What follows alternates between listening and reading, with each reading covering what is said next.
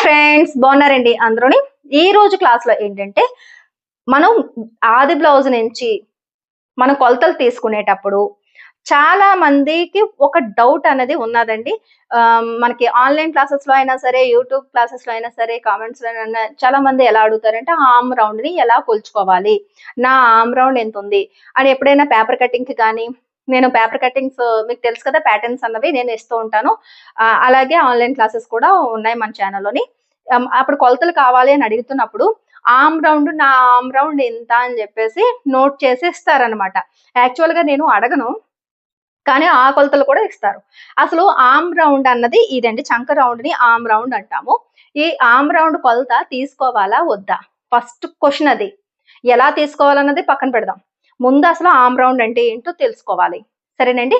ఈ ఈ arm round గురించి ఈరోజు నేను ఎక్స్‌ప్లెయిన్ చేద్దాం అనుకుంటున్నాను. చాలా మందికి డౌట్స్ అన్నవి ఉన్నాయి. ఆ ఆర్మ్ రౌండ్ కొలతల వల్ల చాలా మిస్టేక్స్ కూడా బ్లౌజ్ వస్తుంది. ఆ డౌట్ క్లారిఫై చేద్దాం అనుకుంటున్నాను. సరేనండి. మన లక్ష్మీ ఫ్యాషన్ వరల్డ్ ఛానల్‌లోని బ్లౌజ్ క్లాసెస్ స్టార్ట్ అయినాయండి. ఇంట్రెస్ట్ ఉన్న వాళ్ళు స్క్రీన్ మీద చూపిస్తున్న వాట్సాప్ నంబర్‌కి మెసేజ్ చేస్తే ఎలా జాయిన్ అవ్వాలి అన్నది నేను క్లియర్‌గా మీకు చెప్తాను. మీరు గ్రూప్‌లో యాడ్ అవ్వచ్చు. సరేనండి. 1000 ఫీజు 999 ఈ class fees. Lining blouse, boat neck, high neck, princess cutting 4 బ్లౌజులు నేర్పించబడతాయి. ఇంట్రెస్ట్ ఉన్న వాళ్ళు స్క్రీన్ మీద చూపిస్తున్న వాట్సాప్ నంబర్‌కి మెసేజ్ చేయండి. అలాగే బ్లౌజ్ ప్యాటర్న్స్ కూడా మీకు అవైలబుల్‌గా ఉన్నాయి. ఇప్పుడు రెండిట్లకి కూడా ఏదైనా సరే మీరు బ్లౌజ్ నేర్చుకోవాలనుకున్నా, డ్రెస్ నేర్చుకోవాలనుకున్నా, ఏది నేర్చుకోవాలన్నా కొలతల దగ్గరికొచ్చేటప్పటికి సైజ్ అనేటప్పటికి చెస్ట్ లూజు. అవన్నీ నేను చాలా సార్లు చెప్పాను. ఈ రోజు క్లాస్‌లో పర్టిక్యులర్‌గా ఆర్మ్ రౌండ్ గురించి తెలుసుకుందాం. ఇప్పుడు ఇంచీ టేప్ తీసుకొని ఆర్మ్ రౌండ్ అనేటప్పటికి భుజం కుట్టు దగ్గర నుంచి ఇలాగ బ్యాక్ సైడ్ బ్లౌజ్‌కి పెడతారు. పెట్టి ఇక్కడి నుంచి ఇలా ఈ ఆర్మ్ రౌండ్‌ని అన్నది ఇలాగా కొలుచుకుంటారు. ఇప్పుడు ఇక్కడ నాకు కొలిస్తే 9 ఇంచులు వచ్చింది. సరే. అసలు ఆర్మ్ రౌండ్ ఎందుకు కొలవాలి? ఈ ఆర్మ్ రౌండ్ అన్నది ఒకేలా ఉంటదా? ఈ సైజ్‌కి. ఇప్పుడు ఈ బ్లౌజ్ సైజు సపోజ్ 38 సైజ్ అనుకుందాం అనుకోండి. ఇప్పుడు నెక్ అన్నది ఇంత పెట్టాం కదా! ఇప్పుడు ఇక్కడ 9 ఇంచులు ఇక్కడ నాకు వచ్చింది. ఇప్పుడు ఇది ఎంత ఖర్చుకి తీసుకున్నారో తెలీదు. ఎక్కడ మనకి చూడండి ఎల్ షేప్‌లో వచ్చినప్పుడు ఇలా రౌండ్ తిరిగిన తర్వాత స్ట్రెయిట్ వస్తది. ఆ స్ట్రెయిట్ కూడా ఎక్కడి వరకు ఉన్నదన్నది బ్లౌజ్ తయారైపోయిన తర్వాత ఆ షేప్ అనేది మనకి కనిపించదు. రౌండ్‌గానే మనకి కనిపిస్తది. ఆ స్ట్రెయిట్‌గా ఉన్నది ఖర్చుల్లోకి వెళ్ళిపోద్ది. అసలు మీరు ఖర్చులు ఎంత తీసుకున్నారు? ఇవన్నీ ఉంటాయి. నేను చెప్పేదేంటంటే అసలు ఆర్మ్ రౌండ్‌ని కొలవకూడదు. సరేనండి. అసలు ఆర్మ్ రౌండ్ కొలతే తీయకూడదు. అది ఫస్ట్ పాయింట్. ఇప్పుడు ఎలా కొలవాలి అన్నది ఇంకా వేస్ట్ పని. సరేనండి. నేను చెప్తుందేంటంటే ఎలా కొలాలి అన్నది వేస్ట్ పని. అసలు మీకు ఆర్మ్ రౌండ్ కొలవాల్సిన అవసరం లేదు. అది ఎందుకన్నది మీకు నేను చెప్తాను చూడండి. ఇప్పుడు క్లియర్‌గా అర్థం అవ్వడానికి సపోజ్ ఒక సైజ్ అన్నది మీరు తీసుకోండి.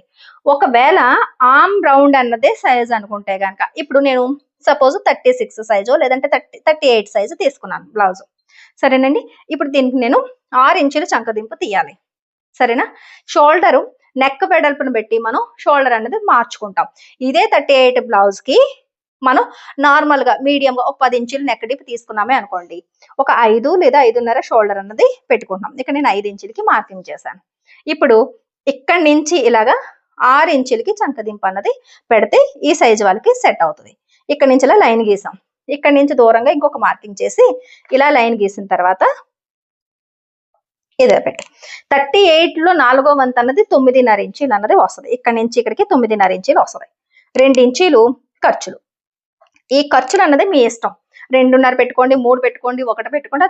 అది మన ఇష్టమైంది. మెయిన్ అయితే చెస్ట్ లూజ్ ఇది. మనకి 38 సైజుకి 4వ వంతు 9.5 వచ్చింది. ఇది మనకి మెయిన్. ఇప్పుడు కార్నర్ దగ్గర నుంచి ఇలా లైన్ గీసుకొని 1.5 ఇంచ్‌కి రౌండ్ తీసుకుంటున్నాం.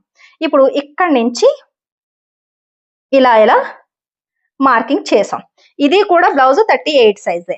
అప్పుడు మనం కొలుచుకుంటున్నప్పుడు 8 ఇంచులు వచ్చింది కదా! ఇక్కడి నుంచి ఇలా కొలిస్తే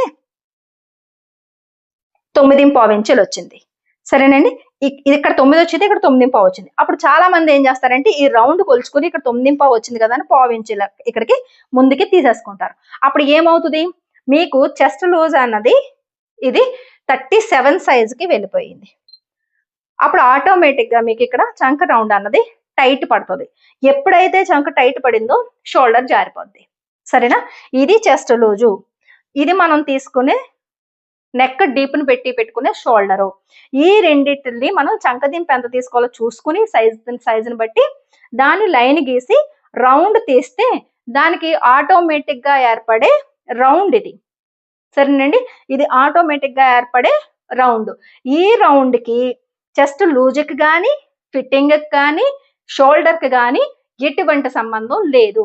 చెస్ట్ లూజు ఎక్కువైతే బ్లౌజ్ లూజ్ అవుతుంది, చెస్ట్ లూజ్ తగ్గించేస్తే టైట్ అవుతుంది. కరెక్ట్ గా మనకున్న చెస్ట్ లూజ్ ని పెట్టుకోవాలి. దాన్ని బట్టి ఆ లూజు టైట్లు అనేవి ఏర్పడతాయి. అలాగే నెక్ డీప్ను పెట్టి షోల్డర్ పెట్టాలి. నెక్ డీప్ను పెట్టి షోల్డర్ పెట్టకపోతే అప్పుడు షోల్డర్ జారుతాయి. అంతే తప్ప చంక రౌండ్ ఎక్కువ అవడం వల్ల తక్కువ అవడం వల్ల కాదు. సరేనండి? అది ఒక క్లారిటీ. ఇప్పుడు ఇదే 38 సైజుకి నేను బోట్ నెక్ పెడదాం అనుకుంటున్నాను. సరేనా? నేను ఇక్కడ మళ్ళీ లైన్ గీస్తా. బోట్ నెక్ పెట్టాలి అనుకున్నప్పుడు ఈ సైజ్ వాళ్ళకి మనకి 7.5 ఇంచీలు ఇలా లైన్ గీసేస్తాను ఇక్కడ. ఇప్పుడు 7.5 ఇంచీలు ఇక్కడ నేను షోల్డర్ పెడతాను. సరేనా?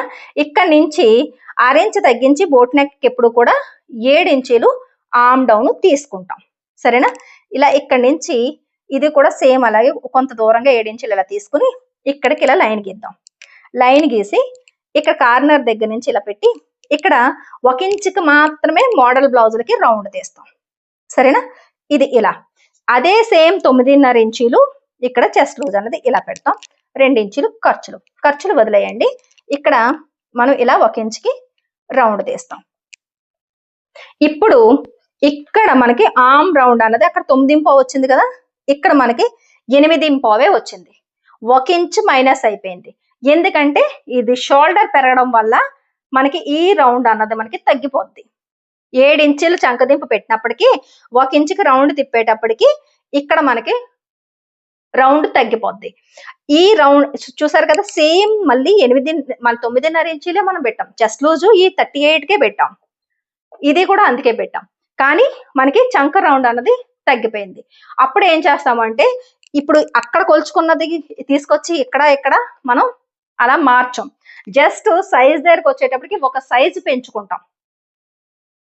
మోడల్ దగ్గరికి వచ్చేటప్పటికి అంటే 40కి మార్కింగ్ పెట్టుకుంటాం. అప్పుడు మనకి టైట్ అవ్వకుండా ఉంటది 10 ఇంచుల దగ్గరికి. సరేనా? అది రూలు. అప్పుడు ఈ రౌండ్ అన్నది కొలుచుకున్నా మనకి 8.5 వచ్చింది. అక్కడేమో 9.5 వచ్చింది. ఎప్పుడైనా ఒకవేళ చంక రౌండే మన సైజు కరెక్ట్ అయితే గనక ఇలా ఇక్కడ వచ్చింది ఇక్కడ రాదు. అలాగే హై నెక్ దగ్గరకు వచ్చేటప్పటికి ఇది 7.5 అయితే ఇది కూడా 7.5 ఇంచులకే మనం చంకదింపు అన్నది పెడతాం. అప్పుడు 1 ఇంచుకి రౌండ్ తీసినప్పుడు అది వేరే నెంబర్లోకి వస్తుంది. అంటే మోడల్స్ ని బట్టి కూడా మనకి చంక రౌండ్లు అన్నది మారిపోతూ ఉంటాయి ఒకే సైజు బ్లౌజ్ కి.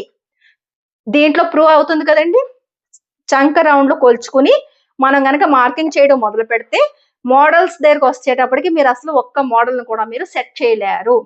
బాడీ మెజర్మెంట్స్ తీసుకునేటప్పుడు ఎప్పుడైనా సరే ఇవన్నీ వదిలేసి మీకు ఇంకా ప్రూవ్ కావాలంటే ఎప్పుడైనా సరే రెడీమేడ్ డ్రెస్సెస్ ని ఎప్పుడైనా మీరు తీసుకున్నప్పుడు ఎవరైనా సరే మీకు కొలతలు ఏంటి కావాలి రిక్వైర్మెంట్ అని అడిగినప్పుడు, ఇప్పుడు ఆన్లైన్ లోనే నేను కాటన్ డ్రెస్సెస్ మెటీరియల్ తీసుకుని నేను ఫ్రాక్స్ స్టిచ్చింగ్ చేసి నేను ప్రొవైడ్ చేస్తున్నాను. సరేనండి? మరి వాళ్ళ దగ్గర నేను వాళ్ళ చంక రౌండ్లు ఎంత, వాళ్ళ ఆది బ్లౌజ్ కానీ వాళ్ళని అడగను. నేను అడిగేది ఏంటి, చెస్ట్ లూజ్ ఎంత, నడుం లూజ్ ఎంత, హిప్ లూజ్ ఎంత, లెంత్ ఎంత కావాలి, షోల్డర్ మీది ఎంత, అంతే.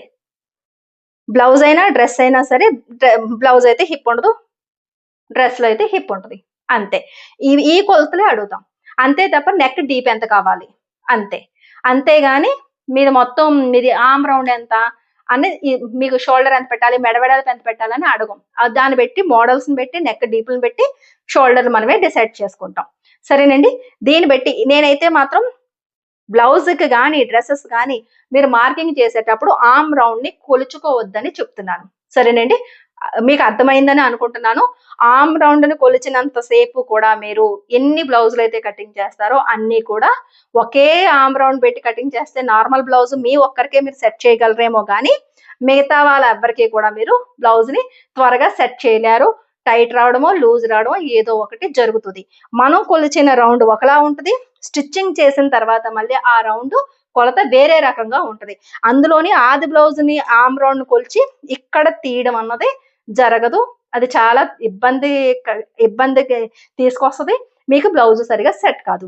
సరేనండి. ఇలాంటి టిప్స్ అన్నీ తెలుసుకొని ఎలా బ్లౌజ్ ప్రాపర్‌గా కటింగ్ చేసుకోవాలి, ఎలా స్టిచ్చింగ్ చేసుకోవాలో క్లియర్‌గా తెలుసుకోవాలి అని అనుకుంటే గనక ఆన్‌లైన్ క్లాసెస్ ప్రొవైడ్‌గా ఉన్నాయండి. చక్కగా మీరు నాతో మాట్లాడుతూ వీడియో కాల్‌లో నాతో మాట్లాడుతూ గ్రూప్‌లో అందరితోని డిస్కషన్ చేసుకుంటూ మీరు కటింగ్ చేసిన ప్యాటర్న్స్‌ని కూడా అంటే బ్యాక్ పార్ట్ కటింగ్ చేశారు, మార్కింగ్ చేశారు, గ్రూప్‌లో పెడతారు.